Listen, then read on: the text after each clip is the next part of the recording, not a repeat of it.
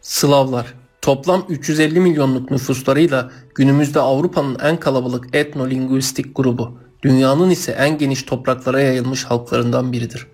Bugün Adriyatik Denizi'nden Orta Avrupa'ya, Kuzey Kutbu'ndan Pasifik Okyanusu'na Slav dilleri konuşulmaktadır. Rusların, Ukraynalıların, Belarusların, Çeklerin, Slovakların, Polonyalıların, Hırvatların, Slovenlerin, Boşnakların, Sırpların, Makedonların ve günümüz Bulgarlarının ortak atası olan Slavların kökenini anlamak için tarih öncesi çağlara inmemiz gerekir. Günümüzden yaklaşık 4500 yıl önce ilk ortaya çıktıkları Kafkasya'nın kuzeyindeki steplerden göç etmeye başlayan Proto-Hint Avrupalı göçmenler günümüz Rusya'sından başlayarak Atlantik Okyanusu'na değin tüm Kuzey Avrupa'ya yayılmaya başlayacaktı. Bu süreçte Hint Avrupalılar karşılaştıkları kültürlerle karışacak, dillerini karşılaştıkları insanlara benimsetecektir. İp baskılı seramik kültürü olarak anılan bu kültür bölgesi içinde Proto-Baltık dilleri, Proto-Cermence ve Proto-Slavca, Proto-Hint-Avrupa dili temelinde ayrışmaya başlayacaktı. Günümüzden 3000 yıl önce Dnyeper ile Vistül Nehri arasında kalan insanlar Proto-Slavca adında tek bir dil konuşmaya başlayacaktı. Bu insanlar daha öncesinde Proto-Balto-Slav dili konuşuyordu. Bu dilin günümüzde yaklaşık 4000 ile 3500 yıl önce ortaya çıktığı düşünülmektedir. Proto-Slavcanın günümüzde Litvanyalıların ve Letonyalıların konuştukları diller olan Letonca ve Litçe'ye evrilen Proto-Baltık dillerinden 3000 yıl önce ayrıştığı düşünülmektedir. Slavların uzak akrabası olan Baltık halklarından ayrışması sonrası Slavlar uzun bir süre boyunca yaklaşık 1700 yıl boyunca Vistül-Dnyeper nehirleri arasında güçlü devletler kurmadan dağınık şekilde yaşayacak, bu süre boyunca ortak bir dil konuşacak, günümüzden 1300 yıl önce ise dilleri ayrışmaya başlayacaktı. Bu süreçte Slavlar hakkında oldukça az şey bilmemizin bir sebebi de Slavların tıpkı Türkler gibi boylar şeklinde organize olması, fakat Türklerden farklı olarak bu boyların kendi aralarında bir organizasyon kuramaması ve farklı halklarla birlikte hareket edememesidir. Slavlara dair ilk tarihi kayıtlar 2. yüzyılda Antik Roma kaynaklarında geçmektedir. Orta Avrupa'da bir Cermen kabilesi olan Suebilerin doğusunda ve Saka Konfederasyonu'nun batı kanadını oluşturan Sarmatların batısında yukarı Vistül ve Dnyeper nehirleri arasında bir bölgede yaşayan Slav halklarından Romalılar Veneti olarak bahsetmiştir. Tacitus'un Germanya adlı eserinde Slavları Cermen mi yoksa Sarmat mı olarak sınıflandırma noktasında kararsız kaldığını, bu insanların sefil bir hayat sürdüğünden bahsetmiştir. Tacitus Slavların yağmalama alışkanlıklarını Sarmatlara benzetmiş, fakat tıpkı Cermenler gibi evleri olmasından ve Sarmatlardan farklı olarak genellikle yaya savaşmalarından, kalkan taşımalarından ötürü Slavları Cermenlere daha yakın olarak değerlendirmiştir. Aynı tarihlerde Sarmatlar Slavların günümüz Ukrayna'sındaki topraklarını işgal etmiştir. 6. yüzyıla geldiğimizde ise Slavlar bu defa Bizans tarihçilerinin kroniklerinde yer almaya başlayacaktı.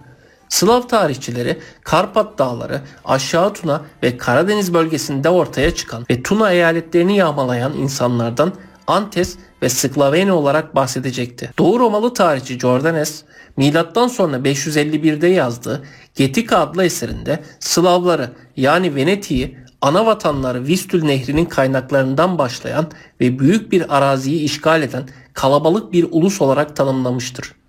Ayrıca Jordanes, Veneti'yi 6. yüzyılın başlarında Bizans sınırında ortaya çıkan iki erken Slav kabilesi olan Antes ve Slaveni'nin ataları olarak tanımlar. Tarihçi Prokopius ise 545'te şu satırları kaleme almıştır. Sklaveni ve Antea, uzak geçmişte aslında tek bir adı vardı. Çünkü her ikisi de eski zamanlarda Sporoi olarak adlandırılıyordu. Sporoi adı Yunanca tahıl dağıtırım kelimesinden türemiştir. Onları tek bir tanrıya, yıldırımcı Perun'a inanan ve tanrılarına kurban kesen barbarlar olarak betimlemiştir. Dağınık konutlarda yaşadılar ve sürekli yer değiştirdiler. Savaşta çoğunlukla küçük kalkanları ve mızrakları olan hafif giyimli, bazıları savaşa çıplak ve sadece cinsel organları kapalı olarak giren piyadelerdi. Dilleri barbarcadır ve iki kabile de görünüşte uzun ve sağlam olmakla birlikte vücutları ve saçları ne çok açık ne de sarıdır, ne de tamamen koyudur. Ama hepsinin rengi biraz kırmızı ve bedensel rahatlıklara aldırmadan zor bir hayat yaşıyorlar. Jordanes, Slav şehirlerinin bataklık ve ormanların içinde olduğunu anlatmıştır. 6. yüzyıla ait savaş stratejisi ile ilgili Mayrus Strategicum adlı başka bir Bizans kaynağı ise Slavların neredeyse aşılmaz ormanlar, nehirler, göller ve bataklıklar arasında yaşadıklarından bahsetmiştir. Slavların ana vatanlarından hareket ederek göç etmesindeki en önemli faktör Hunlar, Avarlar, İdil Bulgarları, Kuman boylarının Avrupa'ya olan göçüydü. Bu göç esnasında bir kısım Slav kabileleri bu göçebe konfederasyonları ile birlikte hareket ederken tıpkı Cermen kabileleri gibi bir kısım Slav kabileleri de göç etmeye başlamıştır. 5. yüzyılda Slav kabileleri güneye ve batıya göç eden Cermenlerin terk ettiği topraklara yerleşmeye başlamış, 6. yüzyılda ise bu göç özellikle güneye yoğunlaşmıştır. Bu dönemde Slavlar batıda Oder-Elbe boylarına, Moravya, Bohemya'ya, güneyde günümüz Avusturya'sı, günümüz Macaristan'ı ve Balkan Yarımadası'na, kuzeyde ise Dinyeper boyları boyunca kuzeye, günümüz Rusya'sına kalabalık şekilde göç etmeye başlamıştır. Hatta bazı Slav kabileleri Vandallara tabi olarak İber Yarımadası'na ve Kuzey Afrika'ya değin göç etmiştir. Aynı yüzyılda Bizans kaynakları Slavlardan sıkça bahsederken Yunanistan'a hatta Anadolu'ya bazı Slav kabilelerinin yerleştiğini not etmiştir. 600 yılında Papa 1. Gregory döneminde Dalmatça kardinaline yazdığı mektupta bölgeye gelen Slavlardan rahatsız olduğunu, hatta Slavların artık İtalya sınırına dahi yerleşmeye başladığını belirtmektedir. Öyle ki Slav kabileleri başıbozuk barbar paganlardı ve sayısız kabileden oluşan Slavların herhangi bir devlet organizasyonu olmaması da onları ne yapacağı öngörülemez topluluklar haline getiriyordu. Aynı yüzyılda iki göçebe imparatorluğu Slavları büyük oranda denetimleri altına alacaktı. Bu iki devlet günümüz Macaristan Ovası merkezli kurulmuş olan Avar İmparatorluğu ve Türk İdil Bulgarlarının lideri Asparuh tarafından Tuna boylarında kurulan Bulgar Kağanlığıydı. Bu iki devlet Slavları kontrol altına alacak ve ordularında kullanacaktı. Öyle ki Konstantinopol'u kuşatan Avar ordusunun subayları Slav olmayan atlı Avar askerleriyken ordunun büyük kısmı Slavlardan oluşuyordu. Bu durum bazı Bizans tarihçilerinde Avarların Slavların soylu yönetici sınıfını oluşturduğu kanısını doğurmuştur. Avarlar özellikle Batı Slavlarını ve bir kısım Güney Slav kabilesini denetimi altına alarak devlet organizasyonu içinde yaşamayı ve devlet organizasyonunu öğretmiştir. Benzer şekilde Balkan coğrafyasına gelen Bulgar Kağanı Asparuh, dağınık yağmacı Güney Slav kabilelerini kendisine boyun eğdirmiş ve tek bayrak altında toplamıştır. Günümüzde bir Slav halkı olan Bulgarlar, isimlerini esasında bir Türk halkı olan Bulgarlardan ve gök tanrı inancına sahip Kağan Asparuh'tan almıştır. Avar devleti 7. yüzyılda dağılmaya başlarken Bulgar devleti Hristiyanlığı benimseyecek, 864 yılında Slav dilini resmi dil olarak kabul edecek ve tamamen Slavlaşacaktır. Bilinen en eski Slav devleti Avarların ezeli rakibi olan Frank İmparatorluğu'nun Batı Slavlarını ayaklandırması ile 631 yılında kurulan Samo İmparatorluğu'dur. Kısa ömürlü bu devlet sonrası Batı Slavlarınca Karantanya devleti kurulmuş ve bu devleti Nitra, Moravya, Balaton prenslikleri takip etmiştir. Bununla birlikte Hristiyanlığı benimseyen ve Slavlaşan Bulgar Kağanlığı Slavların ilk etkili devletidir diyebiliriz. Sonraki yüzyıllarda günümüz Rumenlerinin ilk devleti olan Eflak Voyvodalığını ve Basarap Hanedanlığını kuran Kıpçak Türk'ü 1. Basarap, Macarların günümüz Macaristan'ı ve Transilvanya'ya göçü ve Avusturya'nın Cermenler tarafından ele geçirilmesi Güney Slavları ile Batı ve Doğu Slavları arasındaki bağlantıyı koparacaktır. Günümüzde var olan 3 ana Slav grubu gerek kültürel gerekse genetik açıdan farklılıklar göstermektedir. Batı Slavları olan Polonyalılar, Slovaklar ve Çekler tarihin belirli dönemlerinde Keltler, Cermenler, Antik Prusyalılar, Avarlar ve Macarlarla karışmış, papalığın etkisinde kalarak Katolik Hristiyanlığı benimsemiştir. Doğu Slavlarını oluşturan Ruslar, Belaruslar ve Ukraynalılar ise Avrasyalı halklarla temas halinde olmuş ve karışmıştır. Özellikle Rusların kuzeye yayılması, günümüz Kuzey Rusyası'nda yaşayan insanların Fin kabileleriyle yoğun şekilde karışmasına yol açmıştır. Günümüz Ukrayna'sında ise Slavlar önce Sarmatlarla karışırken sonrasında Türk halkı olan Hazarlar ve Kıpçaklar ile yakınlaşacaktır.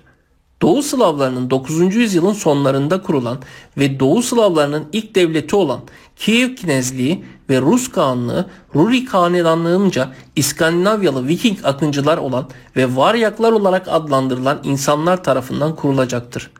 Bizans'ın etkisiyle Ortodoksluğu benimseyen Kiev Knezliği Doğu Slavlarının Ortodoks Hristiyan olmasını sağlayacaktır.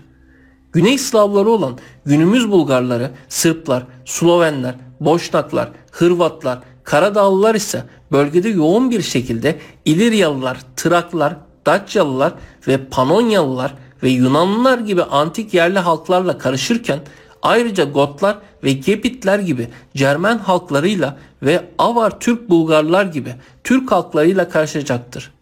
Katolik Hristiyanlığı benimseyen Hırvatlar ve Slovenler, İliryalılar, Keltler, Avarlar, Cermen kabileleri olan Ostrogotlar ve Lombardlarla karışırken Sırplar ve Karadağlılar, İliryalılar, Panonyalılar ve Gepitler ile karışacak, tıpkı Türk Bulgarlar, Daçyalılar, Traklar ve Yunanlar ile karışan günümüz Bulgarları ve Kuzey Makedonyalıları gibi Ortodoks kilisesini benimseyecektir.